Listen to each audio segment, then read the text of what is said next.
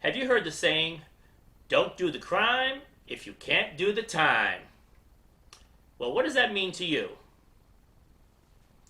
Stick around because today we're going to talk about exactly what that means and how we can take control of that for our best interest. I'm Ricky Kallabat. Welcome to my Live a Legacy channel. My intentions are to provide you with valuable information that will alter the trajectory of your life by creating new opportunities for your family and your future. What is Straight Talk with Ricky?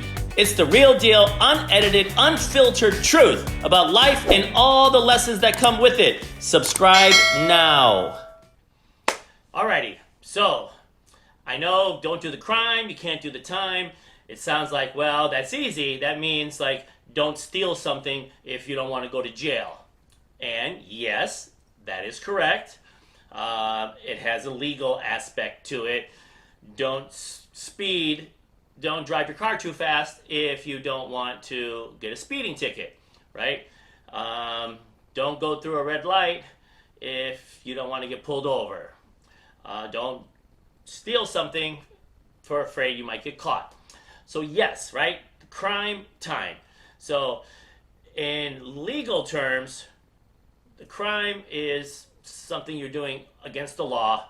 The time is the amount of the penalty that it costs you to go to jail, go to prison, whatever the case may be. So also, I want you to think about this a little bit more basic, a little more simple, and think about your daily actions. Think about being rude to somebody. Think about having a conversation with somebody that you are not very nice and you maybe hurt their feelings. And then, especially if it's a significant other and you're in a relationship with someone, you say something, you didn't mean it, and their feelings get hurt, they're maybe disappointed, maybe they're rejected, maybe they're humiliated, and now they are going to be in a bad mood, they're not going to talk to you, they could be very cold, maybe they're going to leave, maybe they're going to do something. So I want you to realize that all of your actions, in that case, the crime that you did was you were, rude, maybe you were a jerk, maybe you just weren't compassionate around other people and their feelings, and somebody got hurt. So the crime is you doing that, right? The time is that person, you lost their trust. Maybe they're not going to be able to respect you the same way. Maybe they're not going to be friends with you in the same way. So there's all of that happens every day. So the crime is any kind of action. And yes, it could be maybe you're friends with somebody and maybe that, there's so many things, right? You can, if you're in a relationship and your friend has a boyfriend and you take that, your buddy's girlfriend from him, and then he finds out, and then you break up and he doesn't want to be friends with you, and then you lost the girl, you lost the guy, and that's the time, right? The time, think of it as the punishment, but really it's a punishment that is just out of your control. You don't get to choose what the time is. You get to choose whether you want to do the crime. And sometimes the crime might be, you might be ignorant to the crime. You might not know you did something wrong to someone, or you hurt somebody, or you were being a certain way. And sometimes that ignorance doesn't stop you from, even as innocent as it may be, it doesn't stop you from doing the time of the punishment of that person's actions and feelings, or whatever the case is, right? So I just want you to just understand that whether it's speeding, whether you have a relationship with work, with your boss, those relationships are so strong that any kind of crime, even if it's as simple as, you just take somebody's pen off their desk and they ask you, hey, did you take my pen? And you're like, no, I didn't take it. And they're like, well, so-and-so told me that you took it because they saw you. And now it's like over something as silly as that, that you don't think it's such a big deal, but at the end of the day, you lied, right? You lied. And so now this person is thinking, okay, well, today it's a pen, but tomorrow, is he going to lie about, you know, something more important, something that a work, something that I asked him to do? Now everything becomes in question. Everything becomes in question anytime you kind of break that trust, right? And there's three major ways that you can break trust with someone. And to me, they're like non-negotiable deal breakers. I will never look at you the same way.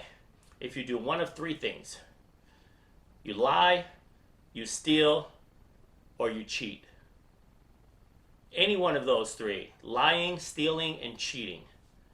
And they could be all revolving around the same action, same incident, yet they're all kind of different. And at the end of the day, that's something that you have control over, and that's something that if you're a mature person, that like you, it's very vengeful, it's very malicious way to think whenever you decide that you want to, that you're lying to someone, stealing and cheating. Yeah, you might say, well, I don't steal and I don't cheat, but I've told a few lies here and there. And hey, guess what? I'm guilty. I have done that also. Some of them have been white lies that we lie to ourselves by saying it. Some of them because we think we're doing the other person a favor by not telling them the truth. It's in their best interest. However you want to shape it, it is still untruthful, right? You're lying. And so it's like the point of no return. Like once you go past that threshold of the first time, then it's like you've given yourself permission. Well, I lied once and I didn't get caught. You know, it really helped me out of a tough situation. Now you've just basically told yourself, hey, this is a good thing. Lying is pretty good because it gets me out of trouble, it gets me out of tough conversations, and then it just starts the snowball domino effect, and then you can get into a situation where you're telling so many lies that it's hard to keep straight, number one, you know, especially if it's with multiple people around the same topic. It's extremely hard to keep lies, you know, straight and consistent, and you never know what's going to come up in context and different scenarios and different people. And you know, eventually, in my experience, not all lies, but when they do come out, it's usually an explosion of some sort, because you know there's just trust. The trust is broken, and you know the foundation of all relationships is trust. And so once that is broken, then it's almost like a point of no return. Now it's like, okay, you're being held at arm's length. It's very hard for someone to you know, they might forgive you, but they probably won't forget. They'll always keep in the back of their mind that the person lied, they stole, they cheated, or something. So the time is different with that crime. Depending on the crime, depending on the person, depending on the situation, right? The time could be, you know, prison and, you know, sentence for life, you know, or it could be, you know, you get a divorce. It could be that you lose a relationship with your family, your parents, and your children, especially. You know, sometimes it's the hardest ones with their family, because it's like family, you really think that we should have each other's back. And with family, it's like no matter what, we have, you know, to be there for each other. And so when it's in a family relationship and somebody does those things, I mean, it's just scarring. It's very, very scarring. It's very unhealthy, and you know, causes all kinds of other problems. It causes all kinds of other problems in your life. So please, if you haven't ever done any of those three evil sins, as I call them, please don't start. Please don't take it up. Please, please, please don't even go there. I promise you, the reward, the short-term reward that you may get, the benefit that you may get for a little bit of time is not going to be worth the time that you're going to have to pay for that, either through karma, either whether they find out or they don't. Guess what? He's watching, right? God is watching. The universe is watching. And you should be watching, right? You should be ashamed of yourself. You're the biggest judge of yourself. You should be ashamed that you did that, whether you got caught or not. So you have to judge your own actions for you to stay on the straight and narrow. And in my opinion, that is the best way to go through life, is not having to look over your back, over your shoulder, and to see if somebody that you screwed over is coming to get you for whatever reason. And, if for some reason you've already done these things, guess what? It's not too late. It's much better for you to go and confess and to own it and say, I'm so sorry, I did this, I wasn't thinking, I made a mistake, please forgive me.